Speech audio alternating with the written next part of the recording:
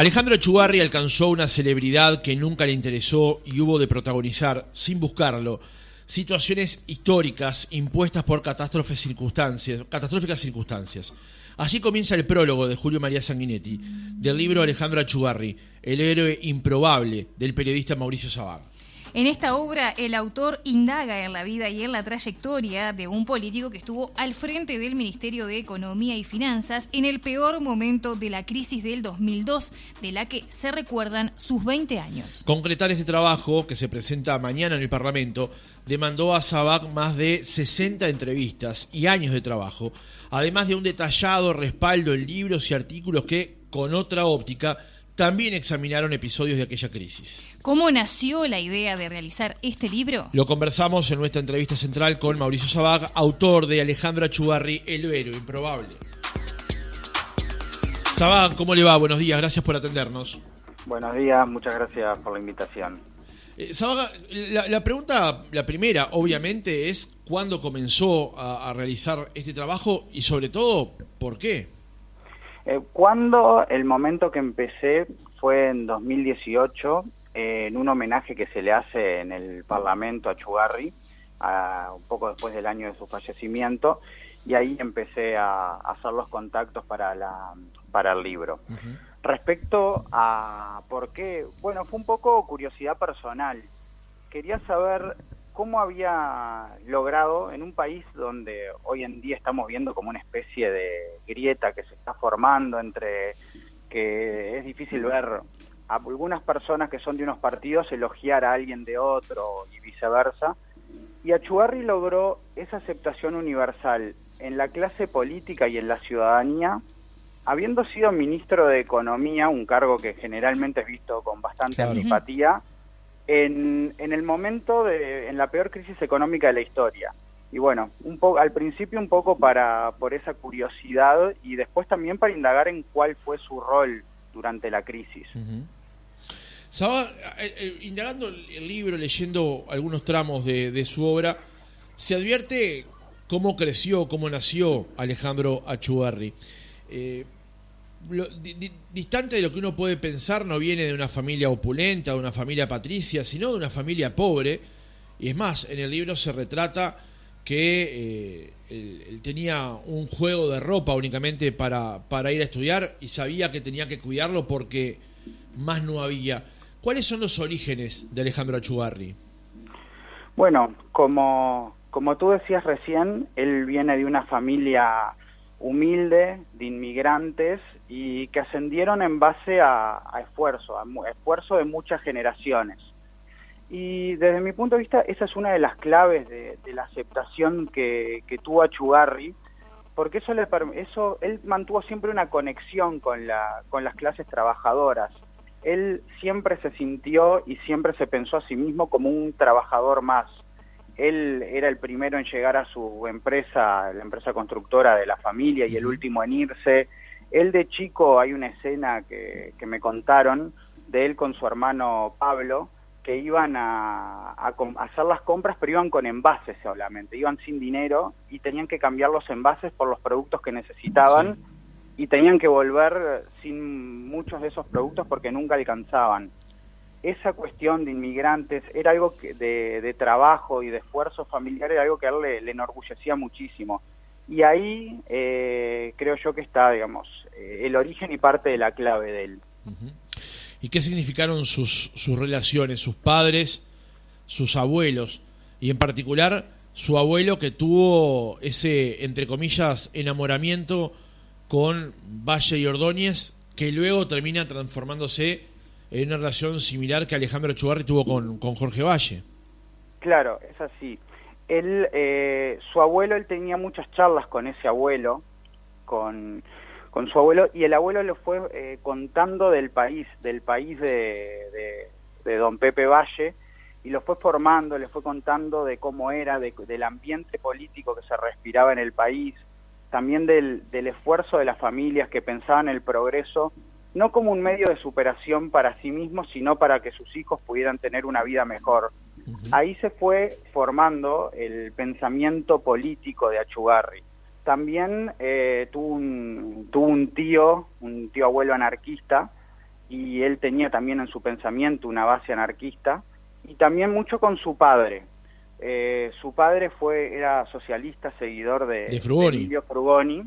Claro, y después cuando Emilio Frugoni se va del Partido Socialista, tiene también un enamoramiento con Jorge Valle, y es su padre que le dice, ¿por qué no vas a escuchar un día Jorge? Y ahí va, y bueno, y ahí comenzó su primera etapa de militancia vallista. Pero él tenía, en su pensamiento quedó todo eso, quedó esa base anarquista, quedó el vallismo, el vallismo del primer vallismo de don Pepe Valle, y bueno, y el liberalismo después de la época, más filosófico que económico, diría yo. Él tenía diferencias en cuanto a filosofía económica con Jorge Valle. Claro. Y Achugarri con eso, más todas sus lecturas, porque era un devorador de libros, eran pobres de biblioteca grande.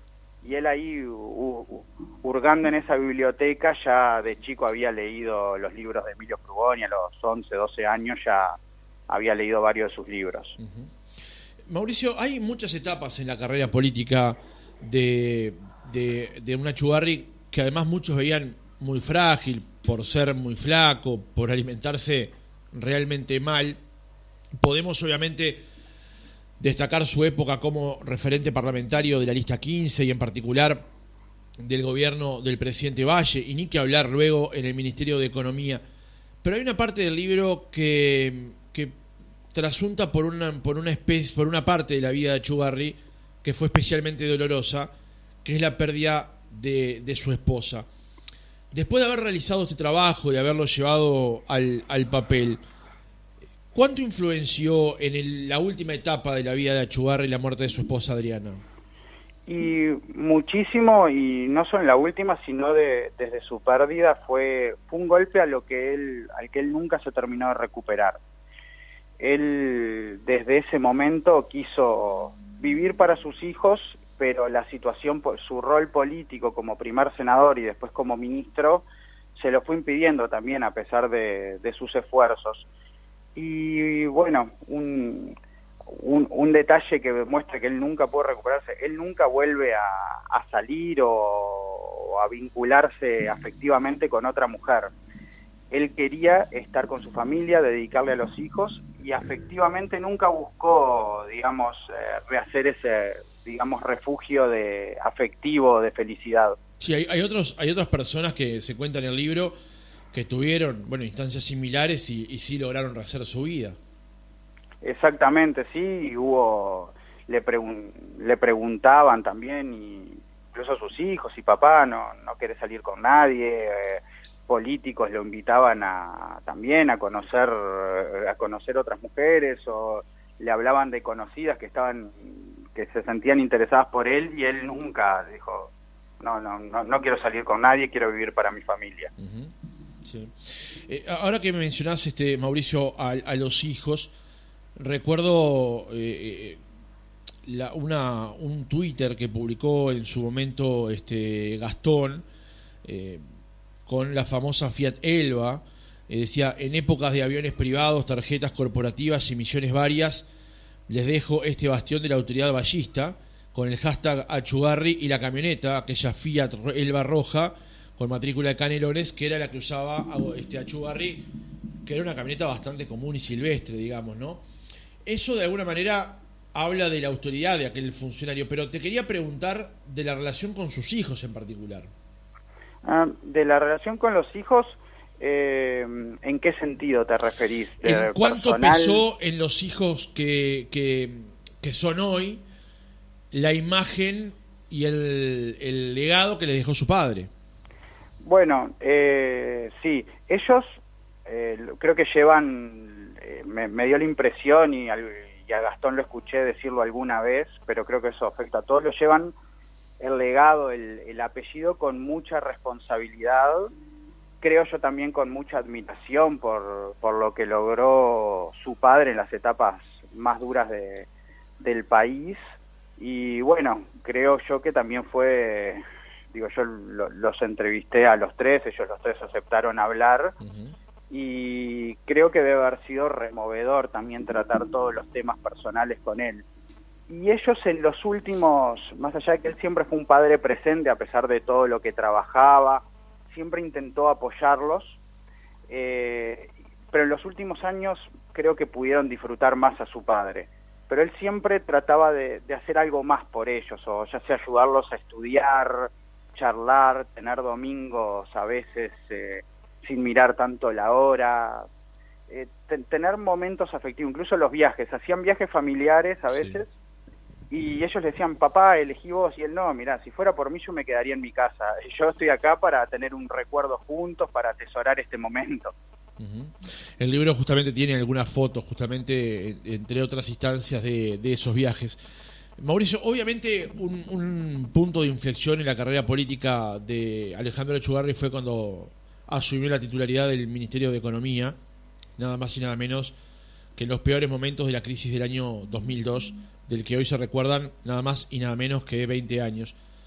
Pero las circunstancias en las que Echuggarri finalmente termina aceptando el cargo son bien complejas y están muy bien resumidas en el libro, además yendo a buscar otros materiales que se escribieron sobre esa etapa. ¿Podemos contar cómo fueron aquellas instancias en las que, por ejemplo, en una reunión en el edificio Libertad eran 10 personas intentando convencer a un irreductible Echuggarri que finalmente termina diciendo que sí, luego de horas de negociación?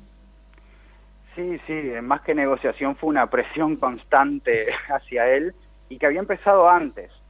No había nadie en principio que estuviera dispuesto y no había una persona para ese momento. No había un ministro de Economía para esa situación, para la negociación que había que hacer. Ya le habían planteado a Valle que Echuggarri, que tenía que nombrar a Echuggarri ministro, y él en un principio Valle entendió que no, por motivos que son comprensibles, porque no tenía relación con los miembros de los organismos internacionales de crédito y porque era fundamental en el Parlamento para negociar. Pero luego de la caída de Bención, la opción que quedaba era, bueno, tenía que ser Echuggarri, y empiezan varias llamadas y él no aceptaba, y en un momento él dice algo así como, él era una persona de un aspecto que muchos dicen en el libro, que era aspecto crístico, y él en un momento dice, ¿por qué quieren que me crucifique? Porque era realmente eso, la situación del país era catastrófica, podía llegar a ser peor si no se lograba el préstamo puente de Estados Unidos y había que ir al default, hubiese sido una catástrofe a nivel nacional, y habían muchas chances de que eso pasara, y por suerte no ocurrió. De hecho, la famosa comunicación del presidente Valle con Taylor, el secretario del Tesoro americano, era explicarle que en Uruguay no había un problema económico, era un problema institucional.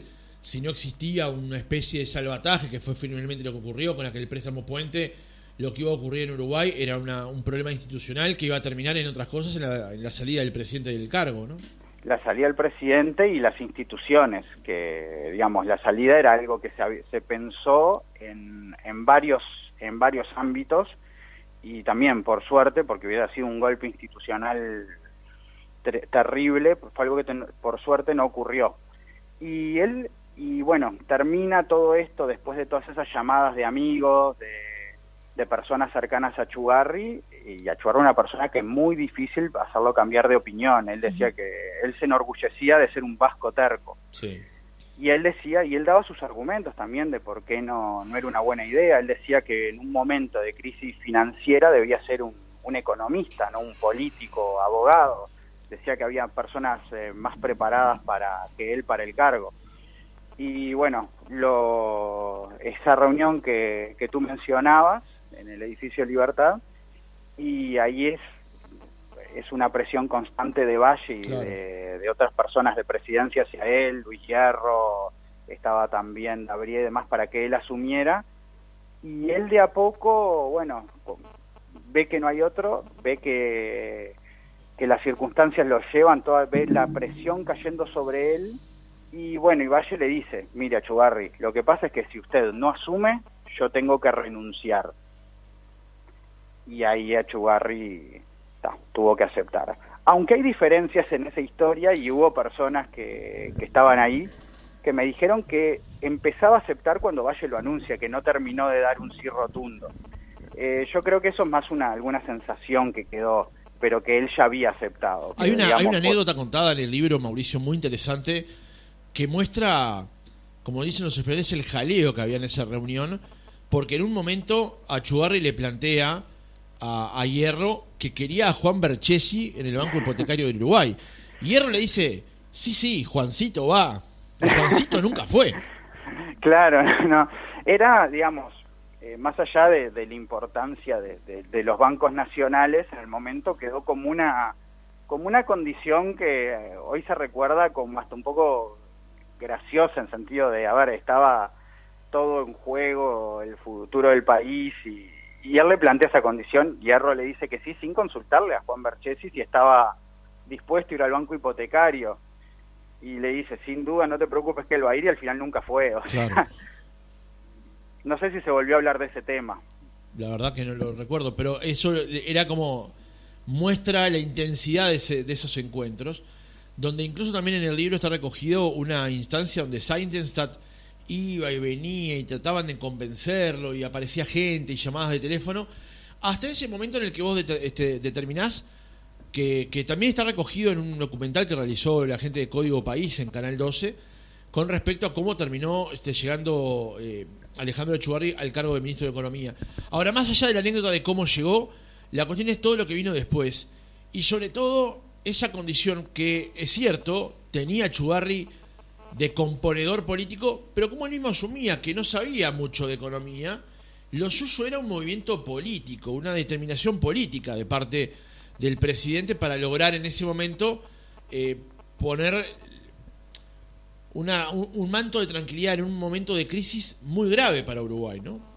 Exactamente. Igual un detalle, él sabía bastante de economía. Él decía que no era economista, pero tantos años en la comisión de Hacienda, a veces integró también negoció el presupuesto del año 2000 y era muy estudioso de los distintos temas, y incluso todos los técnicos que trabajaban con él decían que sí, que entendía perfectamente, que ya manejaba todos los conceptos, y aunque él en principio lo convencen diciéndole, mirá, vos no te preocupes por la economía, lo tuyo es la situación política, él terminó ejerciendo como ministro de Economía en todas sus funciones.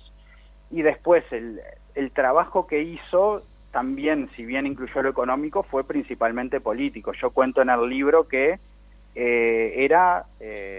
estaba a veces 20 horas en el ministerio, a veces se quedaba toda la noche, y más que nada lo que hacía durante todo el día era hablar con gente, hablar con los sindicatos, reuniones en la madrugada, con distintos actores políticos, con los distintos miembros del ministerio, con Steneri, que estaba en Estados Unidos negociando con los organismos internacionales, y cuando ya no tenía con quién hablar, ya en la madrugada, era que empezaba a tratar los asuntos económicos, digamos, más propios del ministro, digamos.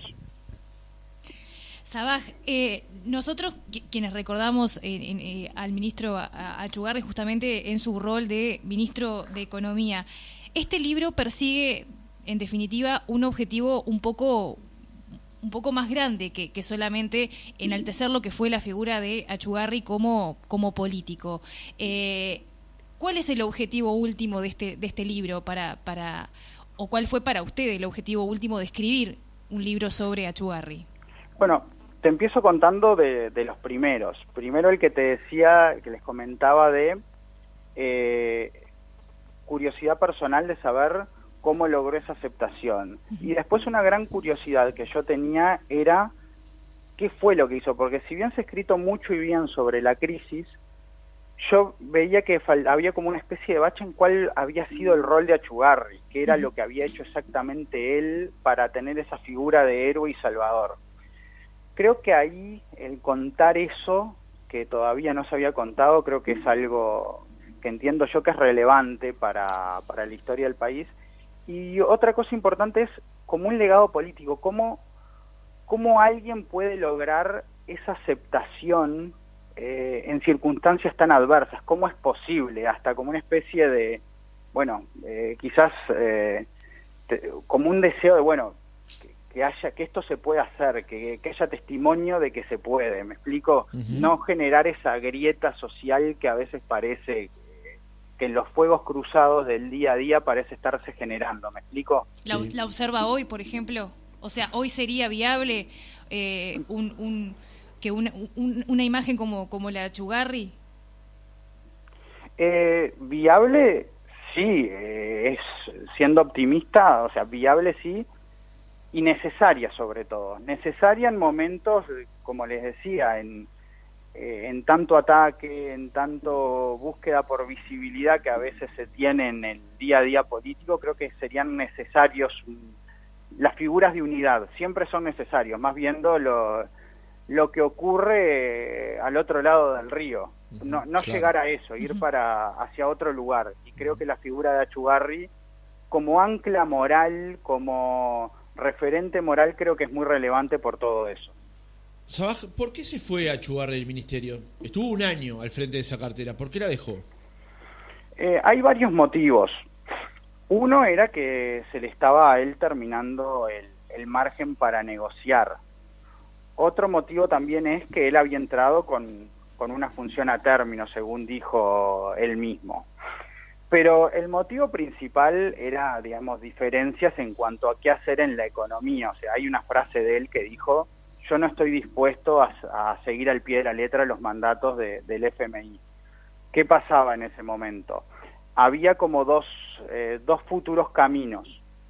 Hay una columna también de Botinelli que la cito, que es o seguir, digamos, mantener los equilibrios fiscales, pero con ciertos equilibrios y sensibilidad social, y otro que es, digamos, seguir más al pie de la letra lo que eran los mandatos de disciplina fiscal del FMI. Sí. Y él no estaba dispuesto a hacerlo y bueno, se tuvo que ir, digamos. Sí. Se entendió que era un momento más para un técnico y, digamos, como dijo Valles, terminaron los tiempos políticos, un momento técnico. Sí, esa frase del presidente Valle marcó justamente ese episodio.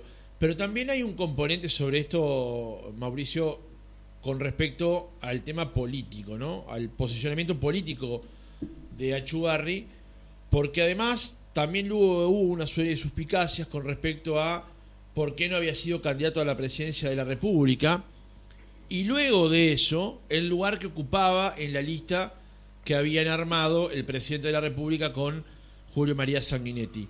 ¿Qué lugar encontrás a esas suspicacias? Porque luego la carrera política de Achugarri terminó. Exactamente, sí. Respecto a lo de la salida del ministerio, Valle en un momento dijo que la idea era que se fuera para empezar a posicionar su candidatura presidencial. Pero a Achugarri le molestaba que se entendiera que otros lo acusaran de estarse posicionando como presidente. Él en un momento, cuando asumió, dijo: yo no voy a ser candidato porque yo no puedo pedirle a usted o a cualquier político su ayuda para salvar una casa y después competir por quedarme con la casa. Él entendía que si él se sacaba de la ecuación, iba a ser más creíble, que lo terminó siendo. Y muchos le dieron su apoyo, pero entendiendo que bueno, que después iba a ver si era candidato o no. La calle Herrera le dice, cuando le plantea el tema de cuáles eran las salidas económicas, le dice: si te sale mal, te linchan en la plaza pública; si te sale bien, sos el próximo presidente de la República. Y él le dijo que no, que él no va a ser candidato. Bueno, ¿qué termina ocurriendo después? Achugarri sale de la política por lo siguiente. Ahí, con el armado, él quería ser cabeza, le gustaba la idea de ser cabeza de lista. Sí. Él no quería ser candidato. Él en un principio iba a encabezar la lista, lo que era lo natural, por su prestigio y por lo que había logrado en economía. Pero termina siendo bajado al tercer lugar de la lista, según lo que él en su momento interpretó como una especie de castigo por no aceptar la candidatura, y quienes, digamos, apoyaron a Valle en el armado de esa lista, entienden que era lo que en su momento ellos entendían como lo mejor para la lista. Como el partido iba a votar mal, por el golpe de la crisis, Claro. lo mejor era poner a Valle como cabeza de lista para así, digamos, asegurar cierta cantidad de votos y Amaro en segundo lugar para cierta cantidad de votos del interior. Bueno, después se dio que el partido tuvo la peor votación de su historia, el 10%. con Nacho Ugarry saliendo de la política. Digamos, y eso fue un dolor muy grande para él. Él lo entendió de esa manera, y si bien hubo después encuentros con Valle y hablaban siempre muy bien el uno del otro, la relación muy profunda tampoco volvió a ser, nunca se recompuso del todo. Sí. La pregunta que quedaría, que es imposible de responder, es si el Partido Colorado hubiese votado mejor con Achugarri como candidato y no con Stirling, que fue el candidato finalmente, y con un Achugarri integrando la plancha del Senado en un lugar destacado y no en el que finalmente se podía dejar. Eso la historia no nos lo va a poder contar, ¿no? Sí, claro, lo contrafáctico es imposible saberlo. A ver, seguramente, yo creo, bueno, por no decir seguramente, yo creo que sí, que posiblemente habría votado mejor, pero él nunca hubiese sido candidato, él no tenía vocación para, digamos, pedir el voto para él, no era algo que él hubiese estado dispuesto a hacer. Mauricio, este libro de Planeta, titulado Alejandro Achugarri, el héroe improbable, con prólogos de Julio María Sanguinetti y Gerardo Caetano, se presenta mañana en el Parlamento. Exactamente, mañana a las 19 horas en la antesala del Senado, y bueno, vamos a estar con Gerardo Caetano, con Gastón Achugarri y con Eduardo Seinestadt, y bueno, desde hace unos días ya están librerías, así que bueno, muchísimas gracias por la oportunidad de poder conversar sobre el libro. Mauricio Sabaj, autor del libro Alejandro Achugarri, el héroe improbable, muchísimas gracias por haber compartido estos minutos aquí en Otra Mañana con nosotros. Muchísimas gracias a ustedes, ha sido un gusto.